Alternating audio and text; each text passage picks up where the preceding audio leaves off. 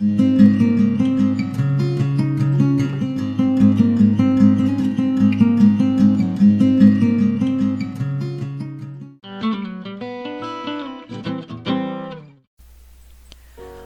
back to LDF Designs. In today's video, I'm going to be working on these small 2x2x2 cubes. I've prepared them with some tinted wall joint compound, and I've let that dry.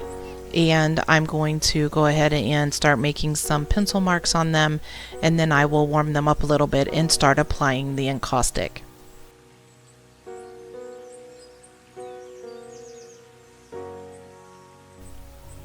I haven't signed up for too many markets this year, and I had one just recently, and my little mini pieces of art did fairly well, so I wanted to replenish them for another market that I'm going to, and also wanted to see what the joint compound would do on these small wooden cubes. I picked these up at my local kind of big box hardware store, and I found them in a section back there that's a little bit more for crafts, but they are really fantastic. They come in a couple of different sizes, and they're really a fairly inexpensive way to practice doing some 3D art.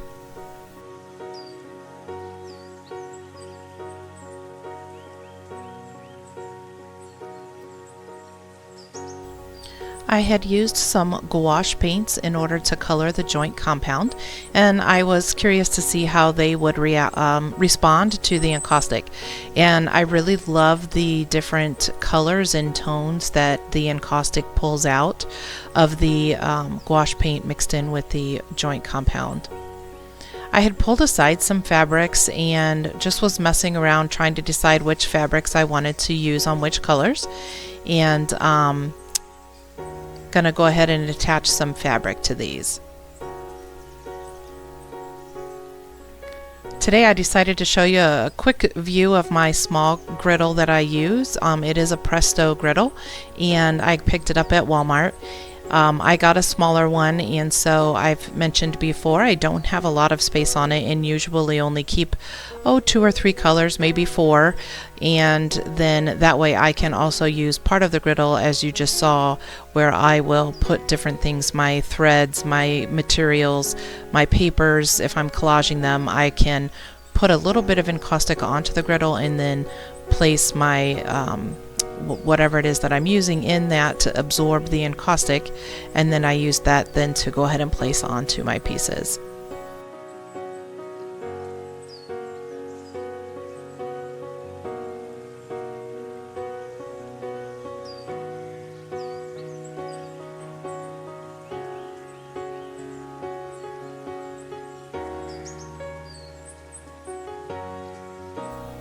Whenever you're collaging some fabric or paper into your piece, you want to make sure that you do fuse it lightly. Oftentimes, a little trick, I guess, that I've learned, I guess, is that usually I know when it's fusing well when I can see through the material. So the purple material was a little bit harder to tell because it's more opaque, but you could see a little bit with that white material as it fused onto the previous layer. It pulled those colors up through it, which is one of the fantastic properties of the encaustic in creating different depth, is to put different materials on there and then have the transparency of the encaustic work in your favor.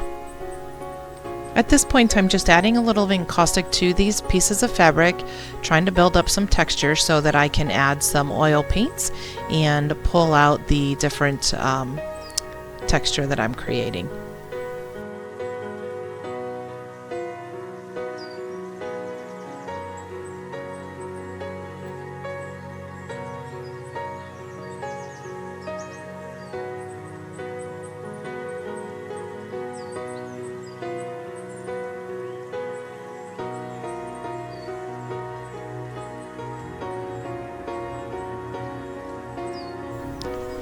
Another one of my favorite things to do is to use some different tools to inscribe things into the wax, and then as I apply the oil paint, it will fill in those cracks and create just different points of interest on the different pieces that I'm working on.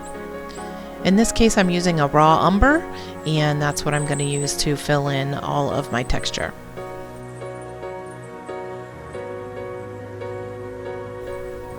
If this is one of your first times with me on my video, I have mentioned before, but usually I use a vegetable oil as my blending medium.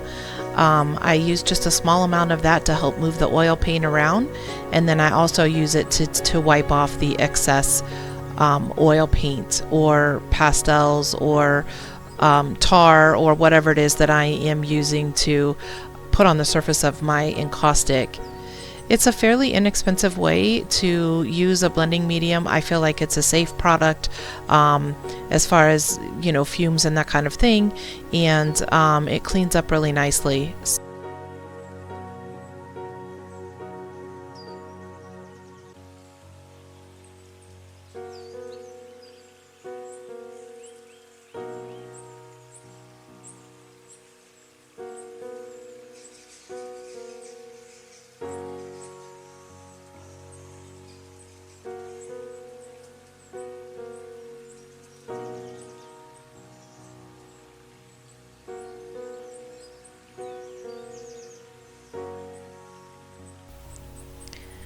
So at this point, I decided to go ahead and add some waxed string to this particular cube, and I will warm it up on my palette and add a little bit of encaustic to it. That helps it hold its place as I'm winding it around the piece.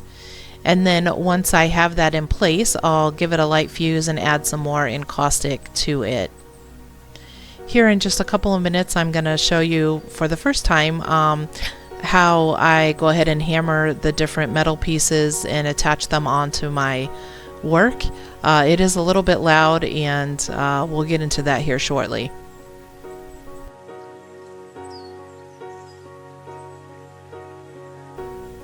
I often like to add a little extra encaustic to the string that I put on there. It really kind of beefs up the texture a little bit and accents that piece or whatever it is that you're putting on there. And so eventually I'll go ahead and add some white encaustic to this also.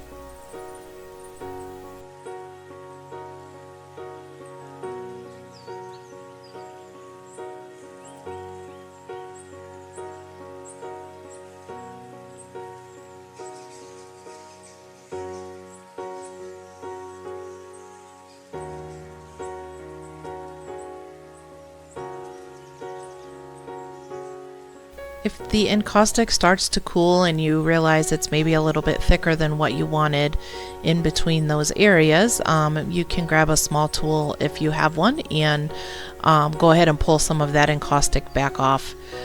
Do note though, you do want it to cool a little bit. If you go into it when it's too warm, you'll end up pulling it all back off, and you'll have to kind of start that part over, but lessons learned.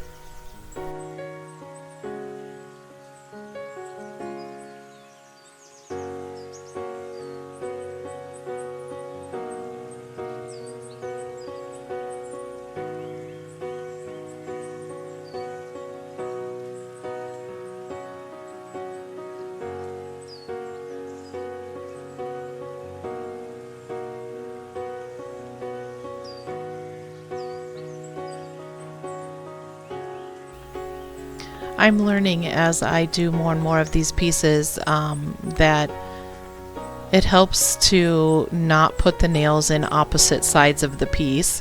But I had a metal piece that I wanted to attach to the top of this, and I wanted to wind some wire around the nails. Part of what I did though was I used the wrong size nails. I decided not to try to pull them out and put smaller ones in because my wax was fairly warm.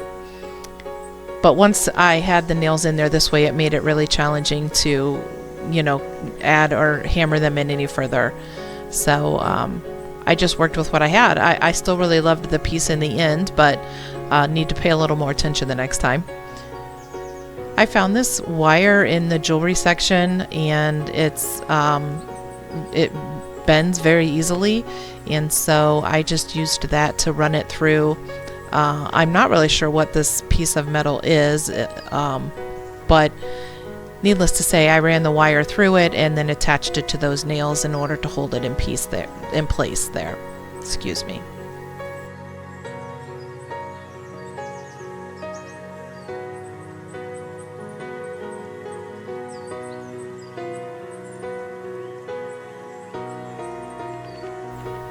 I fiddled with the composition of my rusty pieces a little bit on this one.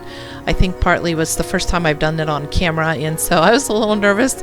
And then also, I just couldn't quite get the look that I was thinking I wanted. Tried to add another nail there, but it didn't work. So went ahead and fused over the hole that I made to fill it back in, and decided to just keep it where it was and add my thread.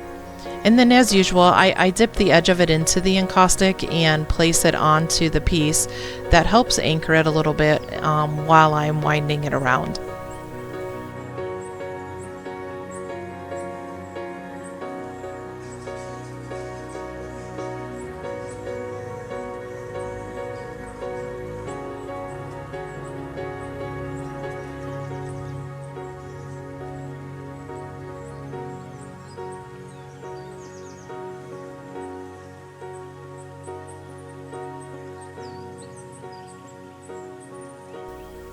That just about wraps up this video. I'll be finishing these up here, and then I will show you what they look like. And I ended up going ahead and completing all 4 of these pieces. As I said, you should be able to find some pictures of these out on my Instagram page. And yeah, so that's how I'm working with those things. I hope that you enjoyed today's video, and feel free to give me a subscribe or a like, or even leave me a comment. I do love to hear from you.